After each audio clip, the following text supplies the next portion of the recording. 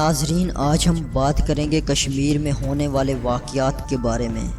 جیسا کہ آپ جانتے ہوں گے کہ کشمیر کی حیثیت کو ختم کر دیا گیا ہے، جو آرٹیکل 370 اور 35A کے دائرے میں آتی تھی۔ اس آرٹیکل 370 اور 35A میں کشمیریوں کو یہ حق میسر تھا کہ ان کی جائیداد کوئی دوسرا خرید نہیں سکتا تھا اور نہ ہی وہاں کوئی کاروبار کر سکتا تھا۔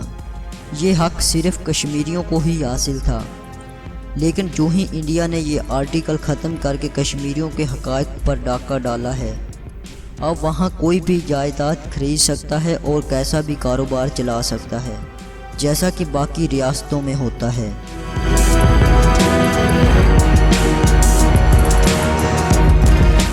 اور اب آپ کو ایک اصل بات سے واقف کرواتے چلیں کہ کشمیریوں کے حق پر ڈاکہ ڈالنے کی کچھ اور بھی بڑی وجوہات ہیں، جس میں ان کے ناپاک ارادے صاف نظر آتے ہیں، جیسا کہ کشمیر کے وسائل پر قابض ہونا، جس میں وہ کافی حد تک کامیاب بھی ہو چکے ہیں۔ ابھی چیف منسٹر آف ہریانہ کا ایک بیان منظر عام پر آیا ہے۔ ان کا یہ کہنا تھا کہ اب ہم کشمیری لڑکیوں کو لا سکتے ہیں، اور ان کا کہنا تھا کہ اب ہم کشمیر کی خوبصورت لڑکیوں سے شادی کر سکتے ہیں، جو کہ پہلے ایسا نہیں تھا۔ اگر آپ پورے انڈیا کا جائزہ کریں تو پورے انڈیا میں سب سے زیادہ خوبصورتی کشمیر میں ہی پائی جاتی ہے، اور ان ہندوؤں کی نظریں کب سے ان پر تھیں، کیونکہ انڈیا میں جو بھی آپ کو خوبصورتی نظر آتی ہے وہ ٹوٹل آرٹیفیشل ہے۔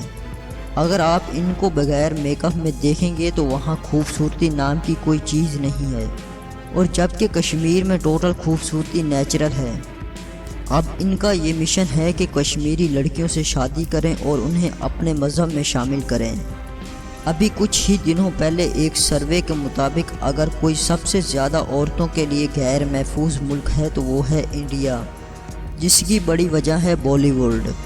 اب تو آپ سمجھ ہی چکے ہوں گے کہ کشمیر کی قانونی حیثیت کو ختم کرنے کے پیچھے کیا راز ہے۔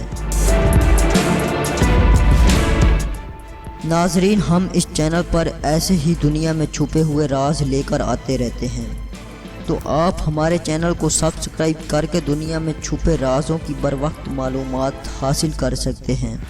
ویڈیو کو لائک کرتے ہوئے زیادہ سے زیادہ شیئر کریں تاکہ باقی لوگوں کو بھی کشمیر کی اصل حقیقت کا پتہ چل سکے۔ Thanks for watching this video.